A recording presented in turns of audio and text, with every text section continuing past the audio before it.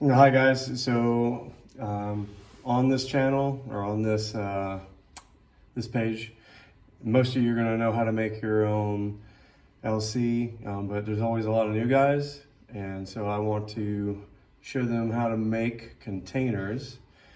You can buy containers. So this container comes with a lid that I bought from someone who sells them.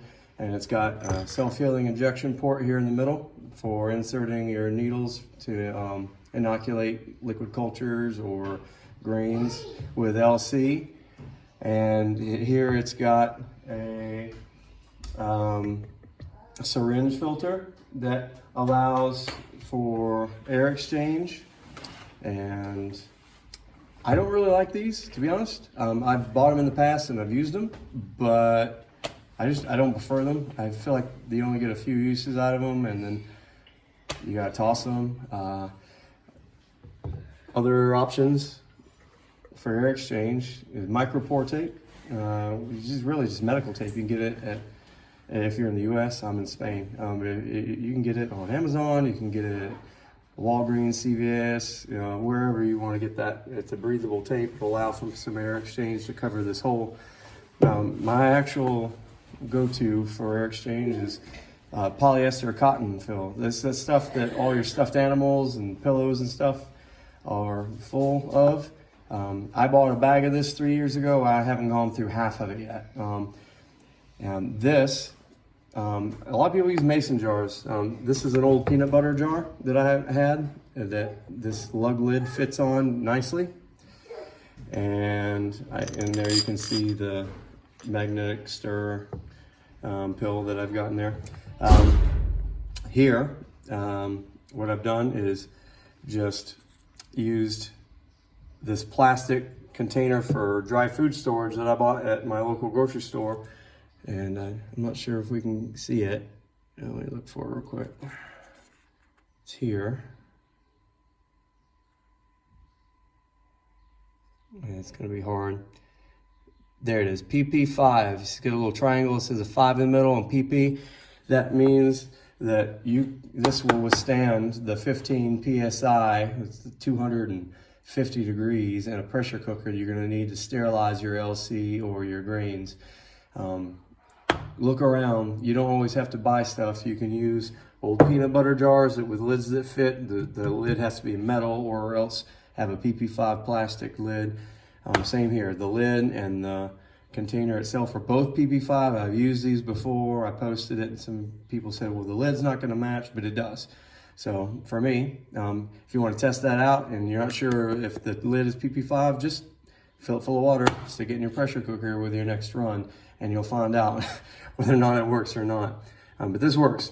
So that being said, you've got this. This polyfill does a great job. I'm gonna show you how to make the lids real quick. It's easy. One thing I do suggest, you can make your own self-healing injection ports if you've got this high temp RTV 100% silicone. I'm not gonna show you how to do that here because I don't do it anymore. I did it initially when I first started growing. Some people are really good at that. This guy that makes these lids, I think does a decent job. Mine looked like a daggum train wreck, and I didn't like them as much. These are nice. It was like 100 for, I don't know, like 10 or 15 bucks. It's been years ago that I bought these, and so I don't go through too many of them. So go ahead and just get these. I got them on Amazon. They're other places you can get. But here I'm gonna take this and just make it real time for you, show you how easy it is. You're gonna wanna cut a hole, the bottom of this thing, this self-healing injection port. You want to cut a hole in the top of the lid that's just a little bit smaller than that so it fits snugly down in there. Some people are going to put RTV there. I never do, and I don't have a problem with it. So I'm going to drill a hole, and I don't have one that matches that size, so I'm just going to jerry-rig it a little bit. So now that I've got that, I'm going to use the drill just to make the hole a little bit bigger by turning it at an angle. Try to make it round. You don't want an open hole on the side of the injection port.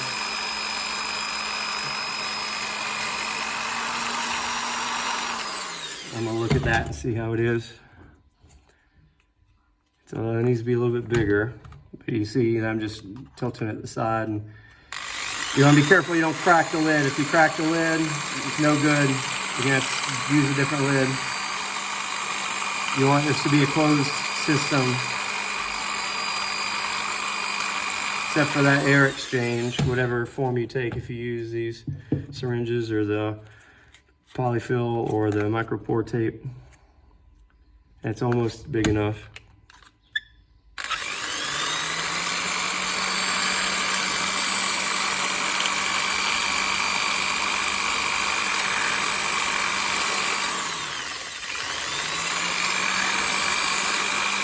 All right, I think that's gonna be good.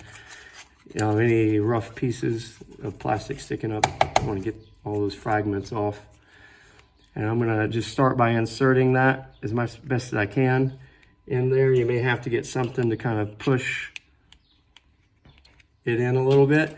And once I get it in, mostly I just start turning it, kind of screwing it into place. It's not a screw, but it kind of will grab hold of that rubber on the self-healing injection port and lock in place.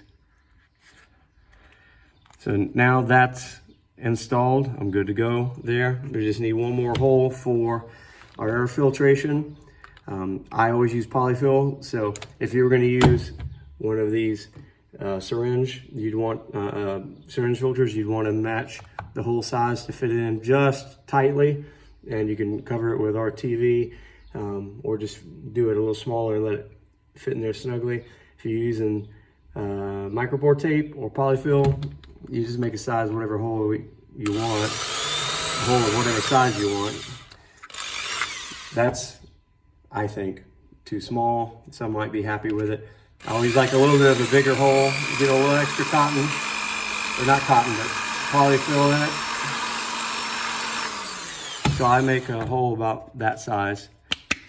And you could put a piece of micropore tape over that, a couple pieces, or you could stick the polyfill in just like that.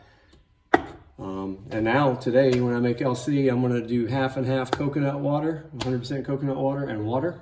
I'm gonna put this with a piece of tin foil over it and my PC for 15 PSI for 20 minutes. And then I'm gonna pull it out when it cools down, I'll inoculate it. That's it, man.